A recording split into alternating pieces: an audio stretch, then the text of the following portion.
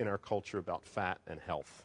You know, we're just coming out of an era where fat was the bad guy, you know, into an era where now people are looking at carbohydrates. I think both of these views are extreme, and they both have bits of the truth and not the whole truth. We need fat in our diets for various things. It's a very concentrated source of caloric energy. It's suitable for long-term storage. The body can convert, it can burn fat. Some tissues are very good at burning fat, others are less so. The kinds of fat that we eat are at least as important as the amounts of fat that we eat.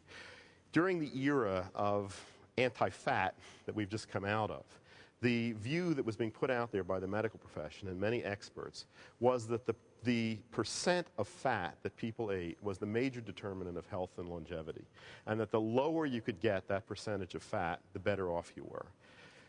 In fact, we have a great deal of scientific evidence that one kind of fat, saturated fat, is very bad for health. You know, this is the fat that's solid at room temperature that mostly comes from animals. There's a few vegetable sources like palm and coconut oil. But these fats, especially milk fat, beef fat, poultry fat, these saturated fats have a high correlation with cardiovascular disease. Very, very good evidence for that. Getting the percentage of saturated fat down in the diet is clearly useful. But many people assume that we have comparable scientific evidence regarding total fat and health, and we absolutely don't. In fact, in some populations that are very healthy, the amount of total fat in the diet is quite high.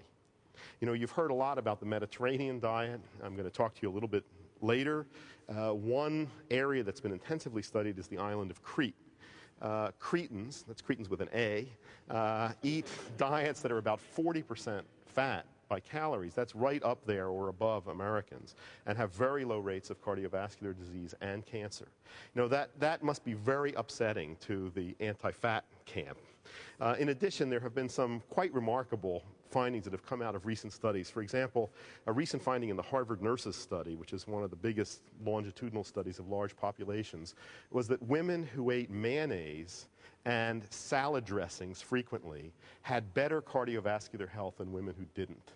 And this was interpreted as being that they were getting essential fatty acids, which are needed for optimal health, that people who were not eating those products weren't getting. Again, that kind of stuff must be very upsetting to the people that tell us we shouldn't be eating fat. You know, another one, in the anti-fat days, nuts, really bad stuff, right, because they're so high in fat. More and more evidence coming out that it is healthy to eat nuts, and that eating, yeah, good, nuts are good. You know, these are sources of essential fatty acids, of vitamin E, of fiber, of minerals, and there are clear correlations that people who eat nuts, they have to be good quality nuts, you know, fresh and so forth, that people who eat nuts are healthier than people who don't. So, you know, I think there is a changing view coming about here. We can argue about what is the right percentage of fat to have in the diet, but there's a practical problem. If you try to lower fat in the diet, when you get it below a certain level, food really becomes unpalatable. I think if you try to get total dietary fat below 20%, you really quickly run into problems. And if you tell people that they should be on 10% fat diets, I don't think you can really do that unless you have a professional chef or live at a spa to make food interesting and tasty. Western food really becomes boring when fat gets down to those levels. Fat is the vehicle of taste. A lot of the substances that affect our taste receptors are fat soluble, so fat carries them to our taste buds. And fat provides mouthfeel that's very satisfying. It's a very important aspect of the pleasure of food. I think the key is to understand what kinds of fats you should eat and what you shouldn't. I recommend a diet of 30% calories as fat. I think that, you know, by the way, that is what the American Heart Association has recommended, but the anti-fat people have said that's way too high, you know, it should be between 10 and 20. I don't agree with that. And I think you can even go higher if you're really careful about the kinds of fat that you eat. The kinds of fat that you should eat are primarily monounsaturated fats, which is olive oil, the fats that are in nuts, for example, avocados also. This kind of fat seems to have not an adverse effect on cholesterol levels. It seems to be the one that predominates in the Mediterranean countries, for example. Looks okay. And monounsaturated fat actually lowers bad cholesterol, but doesn't lower the good fraction of cholesterol. When you use the polyunsaturated vegetable oils, these lower both kinds of cholesterol. You know, as medical doctors warned people about saturated fat, there was a period, especially in the 1960s and 1970s, when there was heavy promotion of using vegetable oils, polyunsaturated vegetable oils. These are not healthy either, for other reasons. They're chemically unstable, they react with oxygen, and they form compounds that are carcinogenic and promote inflammation and promote aging and are dangerous to health. So a lot of these things that you've heard of, safflower oil, sunflower oil, corn oil, sesame oil, all of that stuff, I would try to eliminate. Olive oil should be your major cooking fat. You also need to know that most people in our culture are seriously deficient in one category of essential fatty acids, what are called the omega-3 fatty acids. These are not easy to get in the diet. They are primarily in the fat of cold water fish, oily cold water fish, salmon, mackerel, sardines, herring. There are very few vegetable sources of them. They occur in flax seeds, hemp seeds, and walnuts. Walnuts are the only nut that has them. You want to acquaint yourself with the sources of these fats in the diet. Deficiency of them, I think, can produce disease in any system of the body. At any rate, one of the most important things you can do for your health is to increase your consumption of omega-3 fatty acids. This is getting easier. I mean, there's a new egg product on the market now. These are eggs from chickens that have been fed feed with algae in it that contains omega-3 fatty acids, so that these are concentrated in the yolk.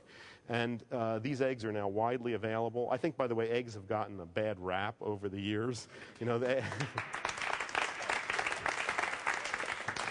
I think eating an egg a day on average is fine, and especially if you're eating these new eggs from free-range chickens that have gotten these essential fatty acids in their food, or these new specially fortified eggs.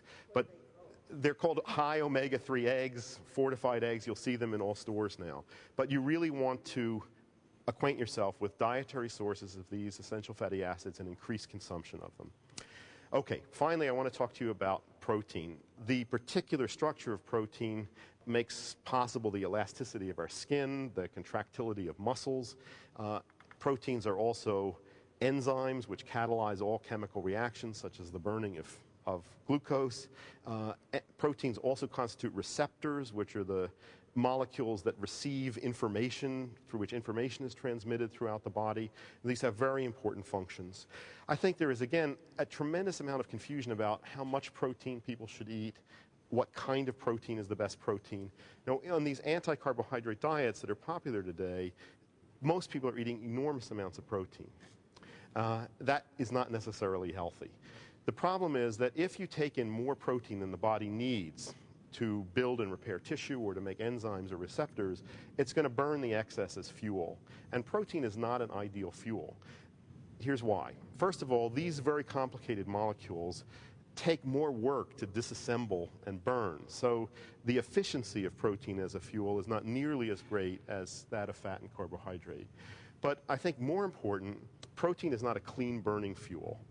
So I worry about the amount of protein that people are eating today in the name of being on a healthy diet in which carbohydrate is reduced to very low levels, usually to lose weight.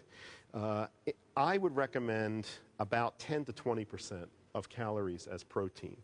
Then you're faced with the big question of what kind of protein is optimal to eat. I'll just quickly go through some major categories. Meat has the advantage of having proteins that are more similar to our proteins. So these are very usable by the body. I think there are a lot of practical problems with meat as a major protein source. Just quickly, the animals that provide meat are large organisms that live at the top of food chains. So they accumulate all environmental toxins that have been eaten by lower organisms down on the food chain. So animals today have high concentrations in their flesh, in their fat, of environmental toxins, in addition, both natural toxins and artificial ones that have been released into the environment. The animal sources of meat are also main sources of saturated fat, which, as I've said, is not healthy for our cardiovascular system. And animal protein is also very dense protein. So it's easier to get overdoses of protein if you're relying on meat as your protein source. I think here's one of the areas in which Asian cultures are ahead of us, because most Asian cultures that use meat use it in relatively